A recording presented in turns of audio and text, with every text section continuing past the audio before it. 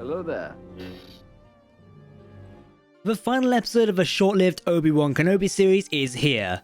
Honestly, this felt like the fastest 6 weeks of my life, and that's saying something. Is it too soon to start asking for a second season? I'm going to, anyway, because we want more Ewan McGregor in our lives, don't we? Either way, we're talking about the final and our thoughts on it. Of course, spoiler warning, you know the drill. Greetings my young Padawans, my name is Captain Jack, and welcome to Star Wars Now. Before we dive straight into the video, use the Force and hit that subscribe and like button, so you never miss a video from myself and the team here at Star Wars Now. As always, if you're talking about Star Wars, then we want to hear about it, especially with this episode. You know, overall, the final episode of Obi-Wan Kenobi has done well. While it took a bit of time to get here, we're finally the rematch of the century between Darth Vader and Obi-Wan Kenobi. The event we've all been waiting for. But does it actually hold up to what we've been expecting, or has the ball been dropped a little bit? Let's explore. Alright, this rematch between Obi-Wan Kenobi and Darth Vader is everything we've been looking for from the series. Of course, we've been teased with it here and there, but now we finally have it, and oh boy, it is fantastic. The fight choreography works perfectly well, and it's hard to tell who initially has the upper hand, as was actually going on or happening at the same time between both of them. I think the creators did it best by just having Vader come in and swing against Kenobi. No standing around chatting, just jumping straight into the action. This works well both for the sake of viewers, but also for the tension of the story that has built up to this point. We've been waiting, but so has Vader and Kenobi. They know they need to deal with him right now, essentially a now or never situation. Kenobi does strike back after escaping his tomb and takes down Vader. Through swift hits and knocking out Vader's suit, Obi-Wan wounds his old apprentice rather well. We hear the classic Vader breathing sounds which are associated with the suit being damaged. But ultimately you've got to hand it to creatives, the strike through Vader's helmet delivered everything we've ever wanted from the series. Hearing Hayden Christensen's voice mixed with James Earl Jones' Darth Vader voice, while the voice modulator is heavily damaged, was absolutely perfect. Of course, we have seen this before via Star Wars Rebels, when Ahsoka does a similar amount of damage to Vader. However, we're actually hearing Hayden here rather than Matt Lanter, the voice of Anakin in the animated series. The voice of the actual live-action Anakin Skywalker was very, very touching for many a reason. This exchange between Kenobi and Vader does leave a fight in a good place.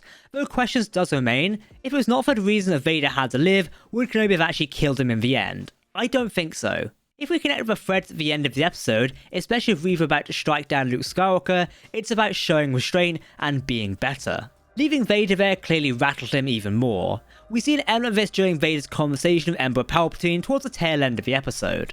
The Emperor points out that Vader is still very much concerned with the past of Anakin Skywalker, such as Obi-Wan Kenobi. Perhaps this point is further to reinforce that Vader is still in parts of Anakin Skywalker and that's left inside of him, therefore he's not truly dead. Maybe that's a takeaway from this element of the story, I don't know, let me know what you think. You know, I've got to wonder why Vader's Star Destroyer, the Devastator, does not intercept Kenobi leaving a planet. Obviously it's canon so Kenobi can get home to Tatooine, however, I like to think that maybe Vader gave him orders to stand down and not engage. Maybe so, but you think the Grand Inquisitor would perhaps jump the gun and do it himself. I'm not sure. Reading the story throughout Kenobi's series has been an interesting one, but does the conclusion do it justice? I think so. However, I'm confused about where we go from here.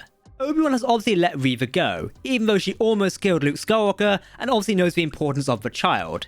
Is that information worth getting out? Though Kenobi does say to Owen that the future will choose the course of Luke, so perhaps this builds into that in a case, I'm not sure. I'm amazed that somehow Reva managed to escape the planet Vader and the Grand Inquisitor left her on and get to Tatooine so quickly. Seriously, I mean Vader is still chasing Kenobi and the rebels. I know they're not actually rebels by the way, but I'm going to call them that for the sake of it. However, it does appear that time and distance are a bit wacky in Kenobi, even more than it usually is in Star Wars series or movies. Reva coming to terms with a life choice was a good conclusion to the character, I think. Her asking questions of Kenobi, specifically if she has become Darth Vader or what he embodies, was an important step for her character development. As Obi-Wan points out, she's honoured her fallen brothers and sisters of the Jedi Order by not destroying Luke Skywalker. He is the future of the Jedi Order, the one who will eventually avenge him by ending Emperor Palpatine and Darth Vader. By not killing him, Reva has allowed the Jedi Order to live on with him and those after him. I think the main critique I have of Reva's elements of the specific episode is it sometimes overshadows the fight between Kenobi and Vader. This is obviously an editing choice by the creators, but it is an odd one. We're keen to see the fight between both Darth Vader and Obi-Wan Kenobi, not Reva attempting some lost failed redemption mission and chasing Luke around his house. It was just rather odd editing in my opinion.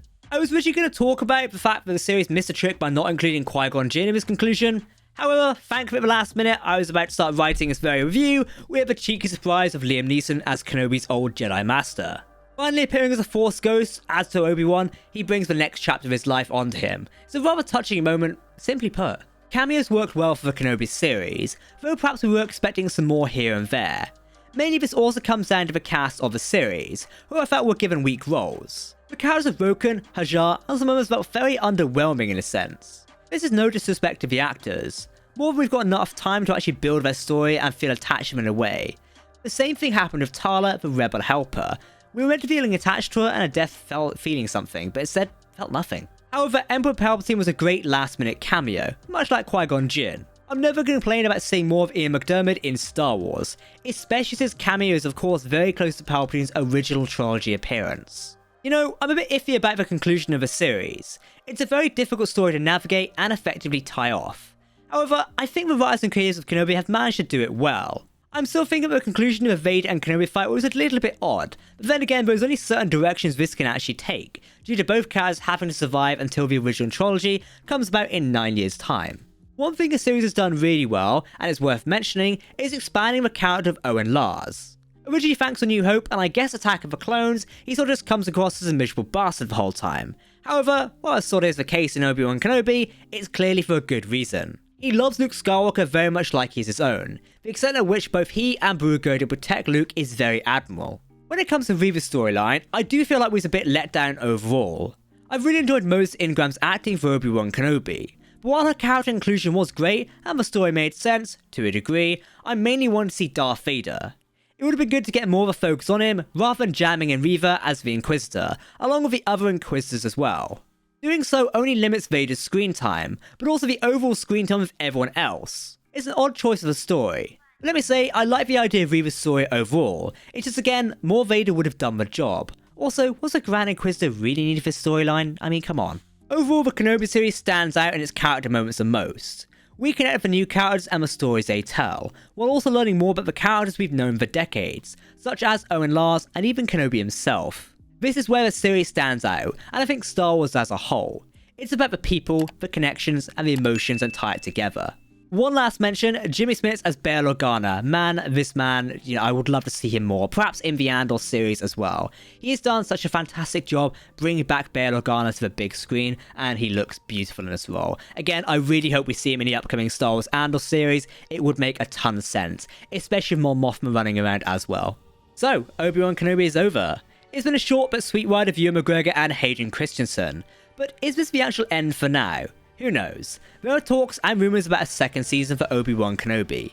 That could be the case. We'll have to wait and see what happens. Also, is it time for a Darth Vader series? Now that would be fantastic and something I'm very keen to see myself. Okay, Exalted Ones, that's of myself on Star Wars Now. But what did you think of the Kenobi final for this series? Did it work out? Did Vader's Kenobi fight actually excite you? Let us know. But don't forget to hit that subscribe button to keep up to date with the latest Star Wars news, lore, and more. You can also follow us on social media as well, but make sure to let us know what you think in the video comment section below, because if you're talking about Star Wars, then of course we want to hear about it. That's it for me today on Star Wars Now. I've been Captain Jack, and we'll see you in our next video. May the Force be with you.